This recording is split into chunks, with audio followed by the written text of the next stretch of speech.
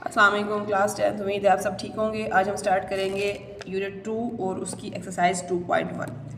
अब इसमें देख लेते हैं कि हमारे पास क्वेश्चन नंबर 1 में क्या बता रहे हैं। Find the discriminant of the following given quadratic equation. अब इसमें आपको क्वाड्रेटिक इक्वेशंस दी हुई हैं, ठीक है। इसमें उन्होंने कहा है कि आपने इसका डिस्क्रिमिनेंट फाइंड करना है। ये आपको लिखा हुआ डिस्क्रिमिनेंट। अब पहले तो आपको पता होना चाहिए कि डिस्क्रिमिनेंट क्या होता है। डिस्क्रिमिनेंट एक एक्सप्रेशन है जिसको हम अपने एज अ फार्मूला अपनी इक्वेशन में सोल्व डालते हैं, उसको सोल्व करते हैं। जैसे कि ये हमारे पास डिस्क्रिमिनेंट है, हम यहाँ लिख लेते हैं साइड पे b² माइनस 4ac। ये हमारे पास एक एक्सप्रेशन है, ठीक है। इसी के तहत हमने ये क्वाड्रेटिक इक्वेशन जो आपको दी हुई है इसको सोल्व करना है। अब फर्स्ट ऑफ ऑल हम क्वाड्रेटिक इक्वेशन क्या बोले, ऐसे पता है कि हम पार्ट्स कर लेते हैं, ए बी और सी की वैल्यूज़ लिख लेते हैं। सबसे पहले हम इस क्वाड्रेटिक इक्वेशन में अपने जो है ना वैल्यूज़ लिख लेंगे। जैसे हमारे पास ये वेरिएबल के साथ जो कांस्टेंट होता है वो लिख लेते हैं। जैसे हम यहाँ ले लेते हैं ए ले लेते हैं। ए आपके पास क्या दिया हुआ है, 2 दिया हुआ है। उसके बाद देखें बी की वैल्यू, बी की है आपके पास 3 और सी की आपके पास -1, ठीक है। अब ये मैंने इस क्वाड्रेटिक इक्वेशन से अपनी वैल्यूज़ ले ली, a2, b हो गया 3 और c हो गया -1। अब यहाँ पे मैंने a, b और c अपनी वैल्यूज़ लिख ली हैं, ठीक है। अब मैं यहाँ पे डिस्क्रिमिनेंट का जो फार्मूला है वो लिखूँगी। यहाँ मैं लिख लूँगी डिस्क्रिमिनेंट, ठीक है। वो मेरे पास क्या है, b² माइनस 4ac। इसी के अंदर मैंने अपनी वैल्यूज़ पुट करनी है। अब मेरे पास b² है, b की वैल्यू क्या है मेरे पास 3, तो यहाँ मैं लिख लूँगी 3 का स्क्वायर माइनस 4, a मेरे पास 2 है और c मेरे पास -1। अब देखें 3 का मैंने यहाँ पे स्क्वायर लेना है, 3 3 दा 9। इन तीनों वैल्यूज़ को आपस में मल्टीप्लाई करेंगे, 4 2 दा 8, 8 1 दा 8। लेकिन ये नेगेटिव का साइन है, नेगेटिव नेगेटिव पॉजिटिव हो जाएंगे, तो यहाँ हो जाएगा प्लस 4 2 दा 8 1 दा 8, ठीक है। अब मैं 9 और 8 को प्लस कर लूँगी, ये हो जाएंगे मेरे पास 17। तो ये मेरे पास जिस क्या निकलेगी 17, यही मेरे पास आंसर है इसका। अब हम आ जाते हैं इसी क्वेश्चन नंबर 1 के सेकंड पार्ट की तरफ। क्वेश्चन देखिए, इसमें आपको क्वाड्रेटिक इक्वेशन नज़र आ रही है, 6x² माइनस 8x प्लस 3 = 0, ठीक है। अब हमने इसका डिस्क्रिमिनेंट फाइंड करना है। आपको बता दिया सबसे पहले आपने क्या करना है, यहाँ पे आपने लिखना है हेयर जो आपके पास वेरिएबल के साथ जो कोफिशिएंट दिए हुए हैं, जो वैल्यूज़ दी हुई हैं, वो हमने ये लिख लेनी है। ये आपका हो जाएगा 6a के इक्वल और b के इक्वल हो जाएगा आपका यहाँ -8 और c के इक्वल हो जाएगा 3, ठीक है। उसके बाद आपने क्या करना है, आपने यहाँ पे अपना फार्मूला लिख लेना है, डिस्क्रिमिनेंट लिख लेना है यहाँ पे, जो एक्सप्रेशन जिसको बोलते हैं, ठीक है। यहाँ लिखें, ये बेसिकली फार्मूला तो नहीं है, बस ये एक एक्सप्रेशन है जिसमें हमने वैल्यू पुट करनी होती है, b² माइनस 4ac। अब b क्या आपके पास -8, यहाँ इसका स्क्वायर लिख देते हैं, -4, a आपके पास है 6 और c आपके पास है 3। इन तीनों को आपस में मल्टीप्लाई करते हैं, इसलिए मेरे साइन कोई भी नहीं है। अब a का हमने स्क्वायर लेना है, तो 8 8 का आपके पास हो जाता है 64। यहाँ 4 6 दा 24, 24 3 दा 72, ये आपके पास हो जाएगा। अच्छा, अब 72 में से जब 64 को माइनस करेंगे तो वो आपके पास -8 हो जाएगा। तो इसका मतलब क्या है, आपका जो डिस्क्रिमिनेंट आया है वो है -8, ठीक है। ये हो गया आपका सेकंड पार्ट का आंसर। अब हम करेंगे थर्ड पार्ट। चलिए जी, थर्ड पार्ट देखते हैं। सेम एक जैसे क्वेश्चन है, कोई भी इशू नहीं है, कोई भी मुश्किल नहीं है, ठीक है। हम यहाँ ले लेते हैं here a is equal to 9, b is equal to ये -30 और c इज इक्वल टू 25, ठीक है। अब हम यहाँ पे हम लिख लेते हैं डिस्क b² माइनस 4ac। अच्छा, अब देखें b² आपके पास क्या दिया हुआ है, b की वैल्यू है -30, यहाँ हम लिख लेते हैं -30 का स्क्वायर 4, a की वैल्यू आपके पास है 9 और c की वैल्यू है आपके पास 25, ठीक है। अच्छा, -30 को जब हम 2 टाइम मल्टीप्लाई करेंगे 30 30 900 हो जाएगा और नेगेटिव नेगेटिव है तो वो पॉजिटिव का हो जाएगा यहाँ पे। अब 4 9 दा और 9 दा और मल्टीप्लाई करेंगे 25 तीनों काम से मल्टीप्लाई करें तो ये आपका हो जाएगा 900, ये भी 900। अब ये 900 और 900 पॉजिटिव माइनस का ये दोनों वैसे भी कैंसिल हो जाएंगे तो ये 0, तो इसका डिस्क्रिमिनेंट आपके पास आएगा 0 के इक्वल। ठीक है, ये आपका हो गया जी थर्ड पार्ट। अब हम करेंगे लास्ट पार्ट, फोर्थ पार्ट। अब तक तो आपको ये फर्स्ट वाला क्वेश्चन समझ आ जाना चाहिए, बहुत ईजी क्वेश्चन है।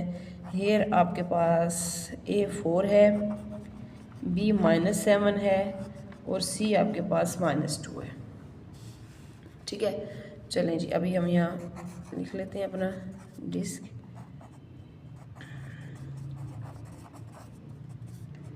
B यहाँ -7 का स्क्वायर ले लेंगे, 4A आपके पास आ जाएगा 4 और C आपके पास आ जाएगा 2 माइनस का। यहाँ 7 7 था 49। ठीक है, लेकिन नेगेटिव नेगेटिव पॉजिटिव हो जाएंगे। अच्छा 4 4 था 16, 2 था 32, लेकिन नेगेटिव नेगेटिव पॉजिटिव। अब 49 और 32 को प्लस करें 81। ठीक है, ये आपका आंसर आ जाएगा फोर्थ पार्ट का। अभी हमारा क्वेश्चन 1 कंप्लीट हो गया, आपको समझ आ गए होंगे उम्मीद है। सबसे पहले आपने ABC ले लेना है, उसके बाद डिस्क लिखिए B² - 4AC लगा के और आपने वैल्यूज पुट कर देनी है। तो आपका क्वेश्चन के ये 4 के 4 पार्ट कंप्लीट हो गए। अब हम स्टार्ट करेंगे क्वेश्चन नंबर 2। चलिए जी, अब हमारे पास आ गया क्वेश्चन नंबर 2। क्वेश्चन नंबर 2 देख लेते हैं कि इसमें क्या बता रहे हैं। Find the nature of the roots of the following given quadratic equation. सबसे पहले वो कह रहे हैं कि आपने नेचर ऑफ रूट्स निकालनी है। नेचर ऑफ रूट्स क्या होती हैं? जो आप x निकालते हो ना, जो लास्ट में सोल्यूशन सेट निकालते हो, जो x की वैल्यूज आती हैं वो आपकी नेचर ऑफ रूट्स होती हैं, वो रूट्स होती हैं। ठीक है, ये जो of the given quadratic equation जो दी हुई है। ठीक है, and verify result by solving the equation. और जो हमारे पास जो रिजल्ट आएगा ना उसको हमने वेरीफाई करना है, जैसे चेक करते हैं, जैसे हमने क्वेश्चन नंबर 1 में किया था। अभी हमारे पास क्वाड्रेटिक इक्वेशन दी हुई है। सबसे पहले जो है ना हम इसके नेचर ऑफ रूट्स फाइंड करते हैं, मतलब उसका सोल्यूशन सेट जिसको बोलते हैं फाइंड करते हैं। वो उसी फार्मूले से, उसी एक्सप्रेशन से करेंगे जो हमने क्वेश्चन नंबर 1 में किया डिस्क वाले। ठीक है, तो अब देखें ये आपके पास यहाँ पे क्वेश्चन दिया हुआ है और ये मैंने इधर इसका पार्ट लिख दिया। ठीक है, इसको सीधा करना पड़ेगा ऐसे। चलें अब देखें x² - 23x + 120 = 0। ये आपके पास एक क्वाड्रेटिक इक्वेशन दी हुई है। अब सबसे पहले आपको पता है आपने क्या करना है। यहाँ पे आपके पास कोई वैल्यू नहीं है तो ये समझे आपके पास 1 है। ठीक है, यहाँ हम लिख लेंगे हेयर a = 1 के इक्वल, b = -23 के इक्वल और c आपका हो जाएगा 120 के इक्वल। तीनों वैल्यूज हमने यहाँ पुट कर दी। ठीक हो गया। अब उसके बाद हमने आपको बता के डिस्क लिखना है। डिस्क क्या है आपके पास, पिछले क्वेश्चन में आप कर चुके हैं। फर्स्ट में B² - 4AC, B की वैल्यू पुट करें -23 का स्क्वायर, 4A आप पुट करेंगे 1, C पुट करें 120। ठीक है, उसके बाद -23 को 2 टाइम मल्टीप्लाई करें तो ये आपका हो जाता है 529। 4 1 4 को जब इससे मल्टीप्लाई करें 4 0 0, 4 2 8, 4 1 1। अच्छा ये आपका हो जाएगा 480, ये माइनस का साइन। अब 529 में से 480 को माइनस करेंगे तो ये आपका आ जाएगा 49। अब डिस्क आपके पास क्या निकला 49। जब ये आपके पास 49 आ जाएगा तो उसमें अब आपने उन्होंने क्या पूछा है कि आपने क्या बताना है, find the nature of roots. Nature of roots क्या होते हैं? वो ये होते हैं कि आपने बताना है कि ये परफेक्ट है स्क्वायर कि नहीं है, ये रैशनल है या इरेशनल है। ठीक है, वो मैं आपको इधर सेपरेट पेज के ऊपर बताती हूँ कि इसकी कंडीशंस क्या होती हैं। आपको इसकी कंडीशंस पता होनी चाहिए कि जो आप क्वेश्चन कर रहे हैं इस nature of roots find out करने के लिए उसकी कंडीशंस क्या होती हैं। इसको अगर आप समझेंगे तो आप क्वेश्चन इजीली कर लेंगे। जैसे आपके पास अगर B² - 4AC ये जो आपका डिस्क्रिमिनेंट है ये ग्रेटर देन 0, अगर ये आपका ग्रेटर देन 0 होगा तो वो जो आपका आंसर होगा वो परफेक्ट स्क्वायर होगा। ठीक है, अगर जो ये ग्रेटर देन 0 और परफेक्ट, बल्कि ये ग्रेटर देन 0 और परफेक्ट स्क्वायर हो, जो आपका आंसर आए वो ग्रेटर देन 0 और परफेक्ट स्क्वायर हो, तो वो जो आपकी नेचर ऑफ रूट्स है वो रैशनल भी होंगे और एंड अनइक्वल भी होंगे। ठीक है, अच्छा अगर ये फर्स्ट कंडीशन है। सेकंड कंडीशन जब आप क्वेश्चन करेंगे तो आपको समझ आ जाएगी कि कैसे ग्रेटर या लेस की बात हो रही है। B² - 4AC ग्रेटर देन 0 हो लेकिन नॉट परफेक्ट स्क्वायर हो, मतलब कि परफेक्ट स्क्वायर ना हो। परफेक्ट स्क्वायर किसको बोलते हैं? मतलब जो आप स्क्वायर निकाल सकते हैं, जिसका जैसे हमारे पास इस क्वेश्चन में 49 आंसर आया है ना, 49 का हम स्क्वायर निकालते हैं तो वो 7 होता है, तो इसका मतलब है ये परफेक्ट स्क्वायर है। कुछ क्वेश्चन ऐसे जैसे 250, 350 कुछ ऐसी वैल्यूज होती हैं जिनके परफेक्ट स्क्वायर नहीं निकलते, तो हम उसको कहते हैं कि नॉट परफेक्ट स्क्वायर। तो जिसका परफेक्ट स्क्वायर नहीं होगा तो वो हमारा इरेशनल होगा और अनइक्वल होगा। ठीक है, यहाँ पे हम लिख लेते हैं इरेशनल। ये सब आपका आंसर पे डिपेंड करता है, अगर आपके आंसर में कंडीशन ऐसी होगी तो फिर ठीक है।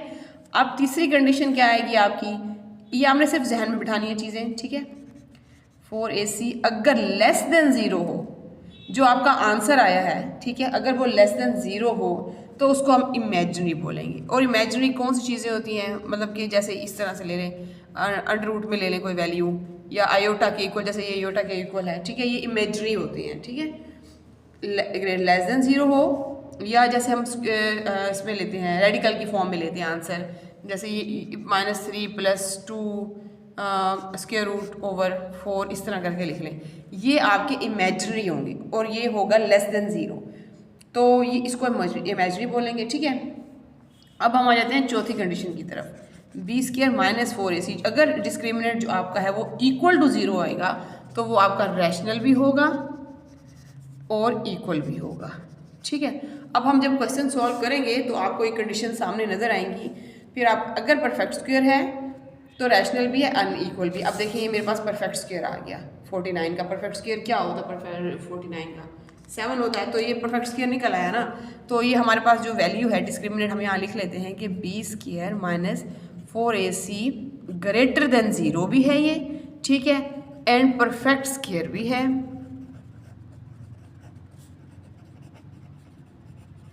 ठीक है, और रेशनल भी है, रेशनल या रियल नंबर बोल सकते, रियल बोल सकते, रेशनल भी है एंड अनइक्वल भी है। तो हम ये आंसर में इसके लिखेंगे ये बात सारी। ठीक है, क्या किया आपने, क्वाड्रेटिक इक्वेशन लिख ली। क्वेश्चन नंबर 2 आपका था कि find the nature of the roots of the following.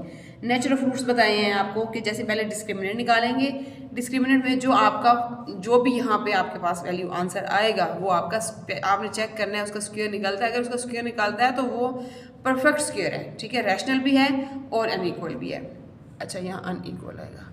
उसके बाद देखिए अब वैल्यू में, अब आपने क्या, अब हमने सेकंड चीज़ क्या फाइंड करनी है, हमने वेरीफाई। उन्होंने अगले बात क्या पूछी है, उन्होंने कहा है कि आपने बताना है कि verify result by solving the equation. आपने रिजल्ट वेरीफाई भी करना है, तो वेरीफाई करने के लिए हमने क्या लिख करना है, हमें वही क्वेश्चन दोबारा लिखना पड़ेगा, x² - 23x + 120 = 0। अब ये हमारे पास इसको वेरिफिकेशन कैसे करते होते हैं हम पहले भी कर चुके हैं। तो उसमें हमने क्या करना होता है कि इसका फैक्टराइजेशन निकालनी होती है। जैसे फैक्टर के मेथड से 120 बनता, 120 आ जाएगा। अब हमने 2 डिजिट ऐसे निकालने हैं, अगर मल्टीप्लाई करें तो वो 120 आए और अगर उसको प्लस माइनस करें तो 23 आए। ठीक है, तो यहाँ पे मैं लिख लेती हूँ 15 और 8। अगर मैं 15 और 8 को मल्टीप्लाई करती हूँ 120 आएगा और 15 और 8 को प्लस करूँगी तो मेरे पास 23 आ जाएगा। ठीक है, अच्छा अब मैं ले लेती, क्योंकि माइनस और माइनस का ले लूँगी ना, यहाँ पे दोनों नेगेटिव के लूँगी ना, माइनस माइनस प्लस हो जाएंगे। अब मेरे पास 2 आ गए वैल्यूज़। ठीक है, यहाँ मैं पहले आपको पता है कि x² यहाँ पुट करते हैं और ये 120 लास्ट में वैसे लिख लेते हैं। अब मिड वाली वैल्यू की जगह पे हमने क्या लिखना है, यहाँ पे हमने यहाँ लिखना है 8x जो हमने 2 डिजिट निकाले हैं और 15x, ये दोनों जो हमने यहाँ पे लिए हैं। उसके बाद इन दोनों का स्क्वायर, इन दोनों का स्क्वायर लेते हैं, x² - 8 मतलब इनका पेयर बना लेते हैं, सॉरी यहाँ पेयर बनाएंगे, कॉमन ले लेंगे, x यहाँ क्या बचेगा आपके पास, x - 8 बच जाएगा और यहाँ 15 इधर कॉमन ले लेते हैं और अंदर क्या 15 मतलब 15x हो जाएगा। 15 8 दा 120 होता है तो ये 8 हो जाएगा। अब देखिए ये x - 8 दोनों सेम हो गए, तो एक दफ़ा हम लिख लेते हैं x - 8 और एक दफ़ा लिख लेते हैं x - 15। ठीक है, अब ये दोनों चीज़ें मैंने लिख दी। अब देखिए ये मेरे पास एक x किसके इक्वल आएगा, माइनस का 8 है, पॉजिटिव का 8, और दूसरा x किसके इक्वल आएगा, माइनस का 15 है, पॉजिटिव का 15। ठीक है, अब एक आ गया x = 15 और एक आ गया x = 8। अब ये देखिए ये दोनों रैशनल हैं सॉल्यूशन सेट, तो ये देखिए ये दोनों रैशनल भी हो गए हमारे पास। वेरीफाई करने से भी हमें पता लग गया। यहाँ लिख लेते हैं 10 the roots are real and unequal. ठीक है, अब देखिए इस क्वेश्चन को दोबारा से एक दफ़ा देख लें ताकि आपको अच्छे तरीके से समझ आ जाए। अगर फर्स्ट क्वेश्चन आपको समझ आ जाता है तो बाकी आपके लिए करना मुश्किल नहीं है, कोई भी मुश्किल नहीं है। देखिए आपके पास हेयर आपने पहले डिस्क्रिमिनेंट के लिए आपने ए की वैल्यू लिखी, बी की लिखी, सी की लिखी, लिख ली, डिस्क्रिमिनेंट लिख लिया यहाँ पे, उसके अंदर वैल्यूज पुट कर ली, डिस्क्रिमिनेंट आ गया। अब ये देखना है कि इसका स्क्वायर है, बनता है कि नहीं। स्क्वायर बनता है तो ये परफेक्ट स्क्वायर है, ओरिजिनल भी है और अनइक्वल भी है। अब हमने इसको वेरीफाई करने के लिए दोबारा से अपना क्वेश्चन लिखा। क्वेश्चन लिखने के बाद हमने क्या करना है जी, उसके बाद हमने इसकी फैक्टराइजेशन कर ली है। फैक्टराइजेशन करके हमने जैसे सॉल्व करते हैं एक्स की वैल्यू, एक्स हमारे पास 2 आ जाएंगी, x equal to 8, x equal to 15। ये हमारे देखें रैशनल भी आ जाएंगे और अनइक्वल भी आ जाएंगे। देखिए इक्वल नहीं है ना, दोनों एक दूसरे से चेंज है। तो ये आपका फर्स्ट पार्ट हो गया। अब हम करेंगे सेकंड पार्ट। उम्मीद है आपको ये फर्स्ट पार्ट समझ आ जाएगा। अगर आपको क्वेश्चन समझ आ जाएगा तो काइंडली चैनल को सब्सक्राइब किया करें और शेयर भी किया करें। Thank you. चलिए जब हम स्टार्ट करेंगे इसका सेकंड पार्ट। सेकंड पार्ट में देखिए क्वाड्रेटिकेशन आपको नज़र आ रही है, ठीक है। सबसे पहले आपने क्या करना है, यहाँ पे आपने सबसे पहले हेयर लिखना है। यहाँ पे ए किसके इक्वल है, 2 के, बी किसके इक्वल है, 3 के, सी किसके इक्वल है, 7 के। डिस्क लिख लें, जिसको डिस्क कर दिया।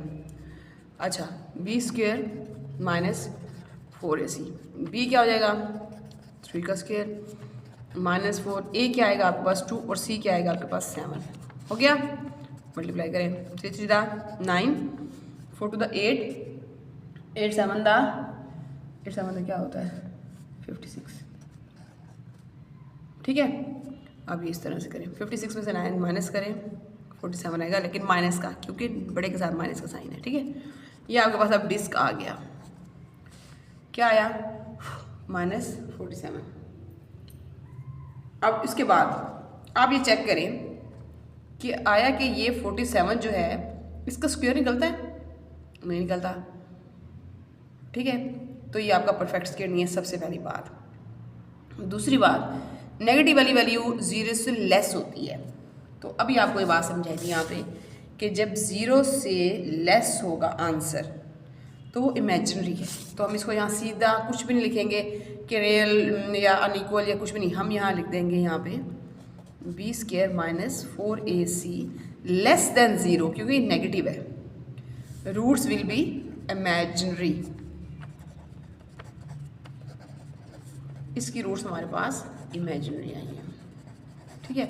ये हो गया आपको। अब तो कुछ इस आइडिया हो गया होगा कि इसका क्या यहाँ पे भी नहीं होता है इस चीज़ का। ये कंडीशन नंबर 3 थी जो आपको समझाई है। फर्स्ट हमने किया है जिसमें ग्रेटर देन होगा, ये थर्ड है जिसमें लेस देन 0। अब हम करेंगे वेरीफाई, और वेरीफाई करने के लिए आपको क्या बताया था, सबसे पहले हमने दोबारा वही क्वेश्चन जो आपको ऊपर दिया हुआ है वही क्वेश्चन लिख लेंगे। यहाँ पे क्वेश्चन क्या है आपके पास, 2x square plus 3x plus 7 equal to 0। अच्छा जी, अब वेरीफाई इस तरह जो हमने फैक्टराइजेशन मेथड से किया उस तरह से भी हो सकता है वेरीफाई। इससे इसलिए कर रहे हैं क्योंकि ये इमेजिनरी है, ठीक है ना। इमेजिनरी के लिए हम इसमें क्वाड्रेटिक फार्मूला यूज़ कर लेते हैं। अब हम यहाँ लिख लेते हैं ए आपका 2 के इक्वल है, बी आपको पता है 3 के इक्वल है, सी आपका 7 के इक्वल है। तो हम यहाँ लिख लेते हैं यूजिंग क्वाड्रेटिक फार्मूला, ठीक है। अब हमने इधर अपना फार्मूला लिखना है, x is equal to minus b plus minus b का square minus 4ac square root over 2a। Formula लिख लिया। अब हम इसमें वैल्यूज पुट कर लेते हैं। माइनस बी किसके इक्वल, 3 इधर आ जाएगा, प्लस माइनस का 3 प्लस माइनस यहाँ फिर माइनस 3 का स्क्वायर माइनस 4, ए आपके पास क्या है 2, बी आपके पास है 7। यह हम लगा देते हैं ऐसे इक्वेशन, यहाँ लिख देते हैं 2a आपके पास क्या आ जाएगा 2 के इक्वल। अब यहाँ ये माइनस 3 लिखा रहेगा, 3 3 दा 9 पॉजिटिव का, नेगेटिव नेगेटिव पॉजिटिव हो जाएंगे, 4 2 दा 8 7 दा 56 यहाँ पे आ जाएगा, ठीक है। सबको मल्टीप्लाई किया। अब इसको ऐसे लिख देते हैं और यहाँ पे 2 2 दा 4। उसके बाद देखिए माइनस 3 प्लस माइनस 56 में से 9 को माइनस करें तो माइनस 47 आ जाएगा ओवर 4। अब देखिए अब माइनस अंदर साइन जब होता है ना इस रेडिकल के अंदर अगर नेगेटिव का साइन आता है तो वो आयोटा के इक्वल होता है, ठीक है। तो हमारे पास यहाँ पे जो आंसर आएगा ना, हम यहाँ पे अलग से पेज में कर लेते हैं इसको। जैसे अब हमारे पास ये आया है, ठीक है, एक्स किसके इक्वल आया है हमारे पास यहाँ पे, ये -3, ठीक है, प्लस माइनस, ये माइनस का 47 यहाँ पे अब लिख देंगे 47 रेडिकल का साइन, और ये आयोटा लिखेंगे, नेगेटिव को हम ख़त्म कर देंगे ओवर 4। तो अभी आपको पहले बताया है, ये बता चुकी हूँ ये बात, कि जब इस फॉर्म में आयोटा के फॉर्म में आपके पास आती है वैल्यूज़, तो इसका मतलब है कि वो आपका इमेजिनरी होता है। तो ये रूट जो है आपकी इमेजिनरी है, तो हम यहाँ लिख लेते हैं this the root are imaginary. अब हम स्टार्ट करेंगे थर्ड पार्ट। चलिए जी, अब हम देखते हैं लास्ट पार्ट में क्या बता रहे हैं। अब देखिए यहाँ लिख लेते हैं here a is equal to 3, b is equal to 7, c is equal to -13। Disc लिख लेते हैं b स्क्वेयर -4ac। अब b में आपके पास क्या दिया हुआ है 7 का स्क्वेयर, 4, और a आपके पास है 3 और c आपके पास है -13, ठीक है। अब 7 7 दा 49 हो जाएगा, -4 12 12 13 दा 156 हो जाएगा। नेगेटिव यहाँ पे माइनस है, ये पॉजिटिव हो जाएंगे दोनों। अब 156 में 49 को प्लस करें तो आपके पास आ जाएगा 205। तो आपका डिस्क्रिमिनेंट क्या निकला 205। अब ये देखें कि इसका जो है ना स्क्वायर निकलता है 205 का, ये परफेक्ट स्क्वायर नहीं है, इसका स्क्वायर नहीं निकलता। आप अगर फैक्टराइजेशन करके देख लें तो इसमें आपको आंसर मिल जाएगा, ये परफेक्ट स्क्वायर नहीं है किसी भी चीज़ का। तो हम यहाँ लिख लेते हैं b square -4ac greater than 0। जब आपको बताया था कि परफेक्ट स्क्वायर नहीं आएगा तो वो होगा आपका greater than 0, not perfect square, ठीक है। तो वो आपका क्या हो जाएगा, इरेशनल होगा और अनइक्वल होगा। तो हम यहाँ लिख लेते हैं roots will be irrational and unequal. मतलब कि चौथी कंडीशन भी आपकी अप्लाई हो चुकी है इस क्वेश्चन में। सारी की सारी कंडीशन जो है वो आपकी इसमें क्वेश्चन में सोल्व हुई हैं। अभी मैं आपको लास्ट में बताती हूँ, पहले हम ये क्वेश्चन कंप्लीट कर लेते हैं। अच्छा, अब ये आपके पास आ गया। जब आपको पता है कि रूट्स इक्वल नहीं है तो आपने कौन सा फार्मूला लगाना है, क्वाड्रेटिक फार्मूला लगाना है। तो फिर हम यहाँ लिख के a लिख लेते हैं 3 के इक्वल, b लिख लेते हैं 7 के इक्वल, c लिख लेते हैं -13 के ऊपर, ठीक है। यूजिंग क्वाड्रेटिक फार्मूला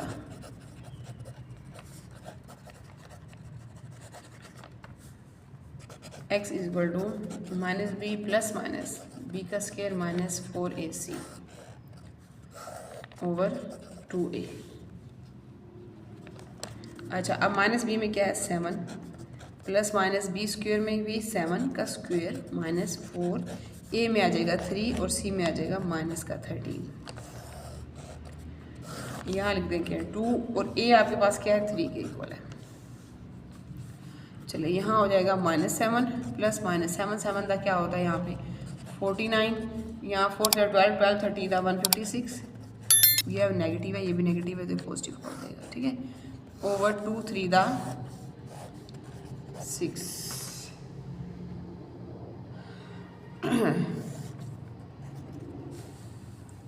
ठीक है, अब यहाँ पे हम प्लस माइनस कर लेते हैं -7 प्लस -49 और 1 से 56 को प्लस कर लेते हैं। बल्कि प्लस करने की क्या जरूरत, हाँ प्लस कर लेते हैं। यहाँ पे हमारे पास इसको प्लस करते हैं तो 20 और 5 आ जाएगा, ठीक है, ओवर 6। अच्छा, अब देखें, आपको बताया था कि जब इस फॉर्म में रेडिकल की फॉर्म में जब भी आंसर आता है तो वो आपकी जो होता है इरेशनल है और अनइक्वल है।